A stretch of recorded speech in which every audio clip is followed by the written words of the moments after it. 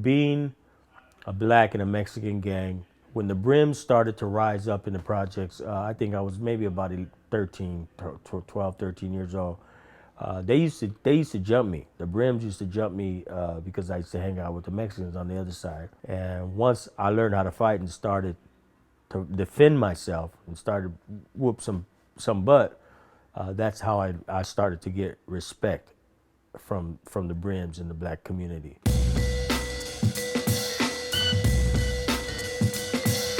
Gang fights today is a whole different thing. I mean, than it was back then. It had to be something that was really severe that we would come together in a gang fight. We'd have a homeboy from our neighborhood and a homeboy from their neighborhood, and they would get in the middle and they would just go toe to toe. That's how we used to handle business. It's a lot different today because a lot of the stuff that we went through was basically fist fighting. Somebody would bring out a chain or a knife once in a while, bumper jack, but basically it was a head up toe to toe fight, and it was only between the gang and us. We always had the respect for their family and girlfriends and stuff like that. But today you can have these young guys, they don't care if you're who you're walking with. You can be walking with your grandmama with a cane and they'll shoot her, you know. I was selling PCP. One of the guys, I guess, I either got in a train or something. They got guns out of the train, and I actually bought it. About 14, 15 years old. I had me a gun. So that's when I would say around 79, 80, when we started to see guns come on the scene in the projects. You know, I felt like I had a lot more power, authority in the projects. I got a lot of respect because of the gun.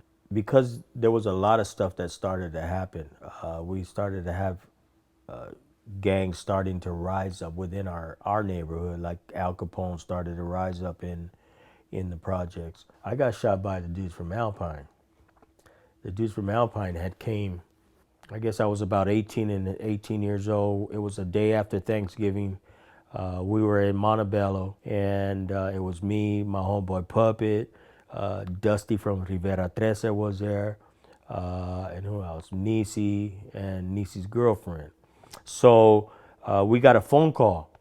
The phone call stated, "Hey, Puppet, they got the guys from Alpine here. We invite them over for Thanksgiving dinner. They got drunk, start smoking super cools. We're asking them to leave. They're disrespecting us. They don't want to leave." Just so happens that Puppet girlfriend that was her house. He started talking to her on the phone. One of the guys from Alpine, snatched the phone from her, started talking crap to Puppet. Nisi had the gun, said, "Let's go, and let's go pay him a visit." So we packed up in her car, and we went down there. Dusty from Rivera Tres that stood in the car with a shotgun. We walked in, we knocked on the door. As we knocked on the door, they let us in the apartment. I remember they sitting on the door, sitting on the couch, a couple in the chairs. There was about 5 guys there. Dreamer from Alpine, Moses from Alpine was there. And little Andy from Alpine was there. After a while, Puppet jumped up and said, "Remember little Andy, that fool you was talking to on the phone? That's me, man. And this is my girlfriend and this and that."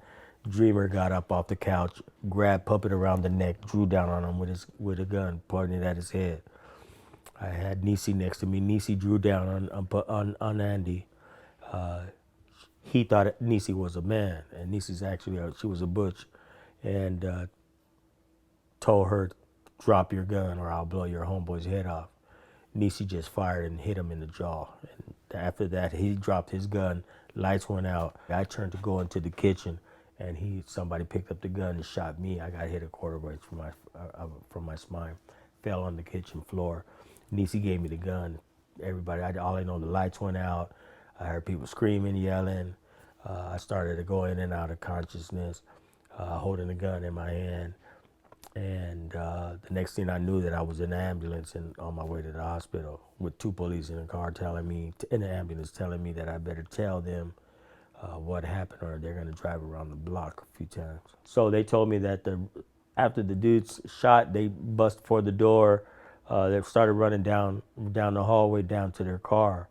And we had Dusty from Rivera 13 downstairs that had the shotgun waiting for him to come outside. He said he saw once he started running up to the car and blowing it up with the shotgun, and they just took off. So We didn't hear that any of them got hospitalized, but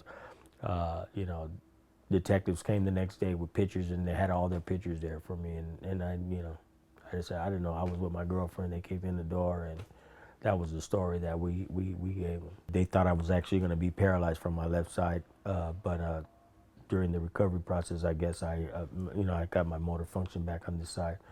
But it hit me a quarter-inch away from my spine, and it was a hollow point bullet that I got hit at close range.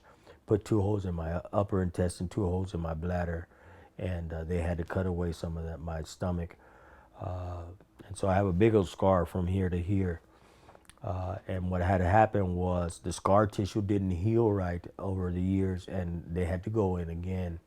And but today I still have complications from those holes in I don't digest my food the way it should. My bowels, when I have to go to the restroom, sometimes I can't go to the bathroom the way. And when I used to, since they put the holes in my bladder, sometimes when you have to use the bathroom, I don't get no warning. It's there and I have to go. Now, after you recovered and got out the hospital, did you have any animosity towards those Alpine members and want to do something? Naturally, of course I did. That's one of the things that you learn as a gang member. I don't care. It's retaliation. That's part of gang life, retaliation. And then yes, I had animosity. I had felt that I was disrespected within my own neighborhood, especially for them to come in there with weapons and to disrespect our homegirls like that. Of course, I had animosity. Of course, we wanted to get back. Of course, I wanted to get back personally. Thanks for watching StreetGangs.com. Please share and like the video you just watched. Leave a comment below and tell us what you think. You can also watch 2 of our previous videos. Don't forget to subscribe.